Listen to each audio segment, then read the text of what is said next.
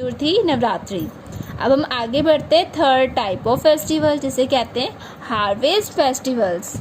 इसका हिंदी मतलब होगा फसल उत्सव। देखो, हार्वेस्ट का मतलब है फसल और फेस्टिवल्स का मतलब होता है त्योहार, या आप इसे उत्सव भी कह सकते हो। तो जो फसल वाले त्योहार हैं वो क्या हैं और कैसे मनाए जाते हैं?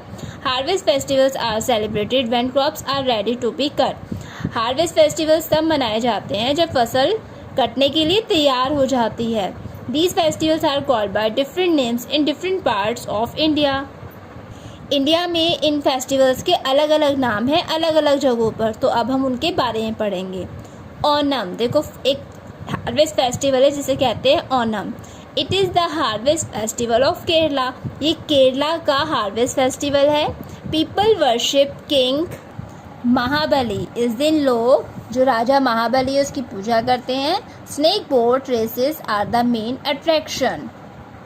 जो स्नेक बोट रेसेस होती है वो मेन अट्रैक्शन होती है, मुख्य आकर्षण होता है। देखो यहाँ पिक्चर भी दी गई है, स्नेक शेप की बोट्स होती है, उनकी रेस होती है। तो ओनम जो फेस्टिवल होता है उस दिन ये मेन अट्रैक्शन होता है, यानी कि आकर्षण का मुख्य बिंदु होता है। इस दिन राजा महाबली की पूजा की जाती है और स्नेक शेप्स की बोट्स की रेस होती है। तो ये हमने पढ़ा ओनम फेस्टिवल के बारे में, जो कि केरला में मनाया जाता है। तो यहाँ पे फसल जब पककर तैयार हो जाती है तो लोग खुशियाँ मनाने के लिए ये फेस्टिवल मनाते हैं, जिसे ओनम कहते हैं। ये लगभग 10 दिनों तक चलता है और ये अगस्त या सितंबर महीने में मनाया जाता है। चलिए आगे बढ़ते हैं। Pongal, it is the harvest festival of Tamil Nadu. ये तमिलनाडु का हार्वेस्ट फेस्टिवल है।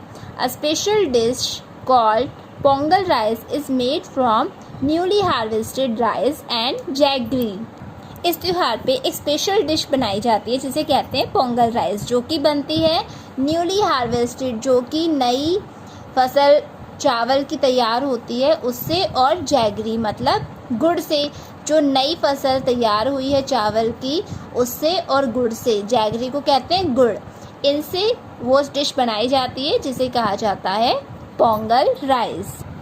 तो स्टूडेंट्स, आपको याद रखना है पोंगल जो हार्वेस्ट फेस्टिवल है वो तमिलनाडु में सेलिब्रेट किया जाता है। ये त्यौहार लगभग 4 दिनों तक चलता है। इस दिन लोग क्या करते हैं, अपने घरों से सभी पुरानी चीज़ें जो होती हैं, मतलब जो ख़राब चीज़ें, फटे पुराने जो चीज़ें होती हैं उन्हें घर से निकाल देते हैं और नई चीज़ें लेकर आते हैं। और इस दिन जो किसान होते हैं वो अपनी गाय और बैलों को नहला धुला के उनकी पूजा करते हैं। तो ये था पोंगल फेस्टिवल। आगे बढ़ते हैं। Baisakhi, it is celebrated by people of Punjab. ये पंजाब के लोगों के द्वारा सेलिब्रेट करा जाता है। It is the beginning of the Sikh new year. ये सिख लोगों के न्यू ईयर मतलब नए साल की शुरुआत होती है। People sing traditional songs and dance bhangra and giddha. इस दिन लोग अपने ट्रेडिशनल सॉन्ग्स मतलब परंपरागत जो गाने होते हैं उनके वो गाने गाते हैं और डांस करते हैं। देखो पंजाब का जो डांस है वो क्या है, वहाँ का फेमस डांस है भांगड़ा और गिद्दा। तो इस दिन वो खुशियाँ मनाने के लिए अपने गाने गाते हैं और भांगड़ा और गिद्दा करते हैं। तो जब पंजाब में फसल पककर तैयार हो जाती है कटने के लिए तो लोग उस वहाँ पे फेस्टिवल मनाते हैं जिसे कहते हैं बैसाखी। आगे बढ़ते हैं। Bihu, it is the harvest festival of Assam. ये असम का हार्वेस्ट फेस्टिवल है। People sing folk songs and dance. वहाँ के लोग अपने लोकगीत होते हैं उन्हें गाते हैं और डांस करते हैं। तो बिहू मनाया जाता है असम में। ये असम का हार्वेस्ट फेस्टिवल है। जब वहाँ पे फसल पककर तैयार हो जाती है तो लोग उसे जश्न कैसे मनाते हैं, एक फेस्टिवल मनाते हैं जिसे कहते हैं बिहू। देखो नीचे आपको पिक्चर्स भी दी गई है। ये देखो ये किसकी पिक्चर है, ओनम, पोंगल, बैसाखी, बिहू। इन फेस्टिवल्स को लोग कैसे मनाते, देखो ये स्नेक बोट रेस हो रही है जो कि ओनम पे होती है। पोंगल पे देखो गाय और बैलों की पूजा हो रही है। बैसाखी पे देखो सभी लोग भांगड़ा और गिद्दा कर रहे हैं और बिहू में देखो लोग डांस कर रहे हैं। तो ये कुछ हार्वेस्ट फेस्टिवल्स की पिक्चर है। तो स्टूडेंट्स, चैप्टर 9 में हमने फेस्टिवल्स के बारे में और ज़्यादा जाना। फेस्टिवल्स 3 टाइप्स के होते हैं, नेशनल फेस्टिवल्स, रिलीजियस फेस्टिवल्स और हार्वेस्ट फेस्टिवल्स। नेशनल फेस्टिवल्स अपने फिक्स डेट पे आते हैं, इनकी डेट चेंज नहीं होती, जबकि जो रिलीजियस और हार्वेस्ट फेस्टिवल्स हैं उनकी डेट फिक्स नहीं होती, वो चेंज होती रहती है। अब देखिए जो दिवाली दशहरा है, क्या ये हर साल सेम डेट पे आते हैं? नहीं, इनकी डेट बदलती रहती है। तो आपको याद रखना है नेशनल फेस्टिवल्स की डेट चेंज नहीं होती, जबकि इनकी डेट्स चेंज हो जाती है।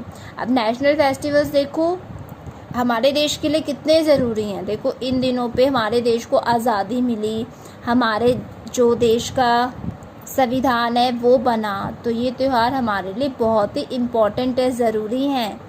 हमारा भारत देश अंग्रेज़ों ने इसे गुलाम बनाया हुआ था, तो इसे आज़ाद कराने के लिए जो भारतवासी थे, भारत के लोग थे, उन्होंने बहुत संघर्ष किया, बहुत मेहनत करी, बहुत सी लड़ाइयाँ हुई जिसमें बहुत से लोगों को अपनी जान भी गंवानी पड़ी, बहुत से लोग उसमें मरे, शहीद हुए, तब जाके हमारे भारत देश को अंग्रेज़ों से आज़ादी मिल पाई।